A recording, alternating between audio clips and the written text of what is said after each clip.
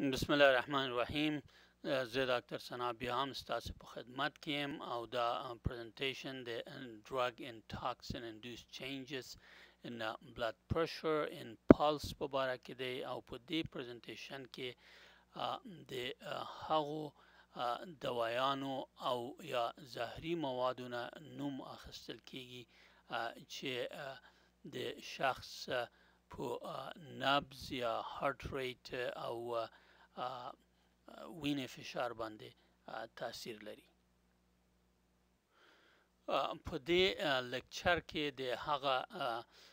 دواګانو او یا موادو نه نوم اخیستل کیږي چې هغه سبب د hypertension with bradycardia، hypertension with tachycardia او یا hypotension with bradycardia او hypotension with tachycardia سبب ګرځي. په عمومي صورت سره البته کله چې د ریسک فاکټورز په نظر کې ونه نیول شي نو د وینې فشار نارمل البته د 140 تونه کم سیستالیک بلاد پرشر او ډایستالیک بلاد پرشر د نیوینه کمتر باید وي او د دې نه چې پورته یې هغه هایپرټنشن دی او هایپوټنشن چې سیستالیک بلاد پرشر د نیوینه کم وي او ډایستالیک د شپېتو نه کم وي او هارت ریټ یا ضربان د قلب چې دی البته د استراحت په وخت کې کله چې د شپېتو نه کم وي هغه براډیکارډیا ده او کله چې د سلو نه زیات وي د استراحت په وخت کې البته د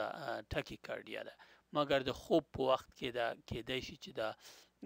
ضربان د قلب ته 40 او 50 ته ورسیږي او بعضی اشخاص ته ضربان د قلب 45 هم کوم اعراض هغې ته نه پیدا کیږي. مګر دا عمومي صورت سره دا باید چې په نظر کې ونیول شي. کله چې یو مریض امرجنسي روم یا اتاق عاجل ته مراجعه کوي او د تسمم له خاطره یا د دوا د اوورډوز له خاطره او هغه هایپرټنشن او براډیکارډیا ولري یا دا چې د زړه ضربان د هغې ټیټي او فشار د هغې لوړ وي باید چې کله چې هیستري د مریض نه اخلو باید چې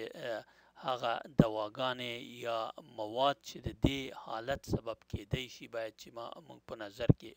ونیسو چې هغې جملې نه یو الفا ادرینرژیک ایجنت او اګونست دی او فینایل پروپانولامین چې دا د ټوخي او ریزش د دواګانو په کې ترکیب کې شامل دی او همدارنګه فینایل افرن، فنټرمن او ایرګوت الکالایت دی. همدارنګه هایپرټنشن with bradycardia د سوماتریپټین، کلانیدین البته ابتدایي مرحله کې او ګوانفیسین، امیدازولین، تترا هایدروزولین او اکسی متازولین په واسطه هم کیدای شي. همدارنګه کولینرژیک ایجنټس، اورګانوفاسفیټس، کاربامیټس هم سبب د هایپرټنشن او براډیکارډیا کیږي چې دا مواد البته بعض جلدي تغییرات هم سبب ګرځي چې دا په نظر کې ونیول شي. همدارنګه سټیراید هورمونز، glucocorticosteroids and mineralocorticosteroids هم سبب د دې کېدای شي. همدارنګه استروجن، پروجسترون، اندروجنز، یوهمبن، هیوی میټالز او لید یا سرب تسمم هم سبب د هایپرټنشن او براډیکارډیا په عین وخت کې کېدای شي او دایسلفرم ریاکشن په ابتدایي مرحله کې چې دا البته د الکول او مترونیدازول د یوځایي استعمال سبب پیدا کېدای شي. اوس د هایپرټنشن و ټاکیکارډیا په باره کې خبرې کوو. هغه دواګانې یا هغه زهري مواد اوورډوز چې د چې فشار د وینې هم لوړوي او همدارنګه ضربان د قلب هم البته لوړوي، یعنی هایپرټنشن و ټاکیکارډیا سبب ګرځي. هغه مواد په جمله کې سمپتومایمیټکس دی، امفیتامینز، کوکین، افیدرین، سودوافیدرین ان تیافلن. همدارنګه کافین، میتایل فینیډیټ، انټایکولینرژیکس، انټایهستامینز او ټرایسایکلیک انټایډپریسنس په ابتدایي مرحله کې او بعضې فینوتایزنز هم سبب د هایپرټنشن و ټاکیکارډیا کېدای شي. همدارنګه انټای پارکینسنز ایجنټس، مسل ریلاکسانس، کلازاپین، سنټرال هالوسینوجنز او ډیزاینر امفیتامینز او LSD هم سبب د هایپرټنشن او ټاکیکارډیا په عین وخت کې کېدای شي. همدارنګه هایپرټنشن او ټاکیکارډیا د فینسیکلیډن یا PCP په واسطه هم پیدا کېدای شي او همدارنګه د حشراتو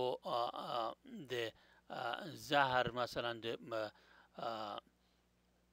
لړم د زهر یا غونډل یا غومبسې یا مچیو د زهر په واسطه یا د مار د زهر په واسطه هم دا حالت پیدا کېدای شي. بل حالت چې د هایپوټنشن وت براډیکارډیا دی، چې د مریض فشار د وینې ټیټي او همدارنګه ضربان د زړه یا قلب ټیټي. هغه دوایان یا مواد چې د دې حالت سبب ګرځي په هغه کې بیټا بلاکرز دوایان دي، کلسیم چینل بلاکرز، کارډیا ګلایکوزایډز، ډیجاکسن او ډیجیټالس پیورپیورا چې دا یو نوع ګل دی، او همدارنګه اولیندر چې دا هم یو نوع ګل دی چې د دې اولیندر یو نوع په افغانستان کې البته د ګل جنګي په نوم یادیږي هم سبب د دې حالت کېدای شي. نور هغه مواد یا دواګانې چې سبب د هایپوټنشن او براډیکارډیا کېدای شي، ریډ سکول دی چې دا یو نوع ګل دی چې د دې نه د موږک د کنټرول له خاطره یا وژلو دپاره هم استفاده کېږي، او بیوټوفینن دی په دې جمله کې، کلانیدن، الفا میتایل دوپا سایناید، کاربن مونوکساید د لیټ فیز کې، البته کاربامیټس، اوپیټس، سیډیټیو هپناټکس او باربیچوریټس، بنزودیازپینز، کولینرژیکس، اورګانوفاسفیټس او انټای اریتمیکس دواګانې شامل دي. بعضا په دې دواګانو کې مثلا اورګانوفاسفیټ یا کولینرژیکس او بعض نور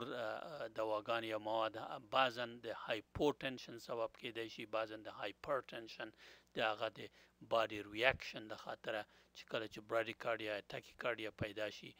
د وجود ریاکشن له خاطره هایپوټنشن او هایپرټنشن بعضا پیدا کېدای شي. بل حالت هایپوټنشن و ټاکیکارډیا دی چې د مریض فشار ټیټي مګر ضربان د قلب البته زیاتی،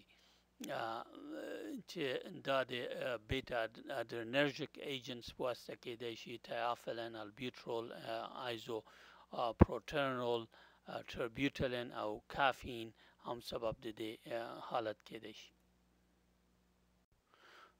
نور مواد یا دواګانې چې د هایپوټنشن وت ټاکیکارډیا سبب کېدای شي، هغه د ډایسلفوریم ریاکشن لیټ فیز کې دی. البته د ډایسلفوریم ریاکشن ارلی فیز کې هایپرټنشن وت براډیکارډیا لیدل کېږي، اما په لیټ فیز کې هایپوټنشن وت ټاکیکارډیا برعکس لیدل کېږي. او همدارنګه ټاکسیک الکوهول ځکه میتایل الکوهول ایزوپروپیل الکوهول کاربن مونوکساید الفا ادرنرژیک انتاګونیست هایدرالازین heavy metals په د acute phase کې سبب د hypotension و tachycardia کېدای شي iron poisoning arsenic colchicine nitrates in sodium nitroprusside هم د دې سبب کېدای شي. تشکر ستاسو د توجه نه. خدای دې وکړي د پریزنټیشن نه تاسو استفاده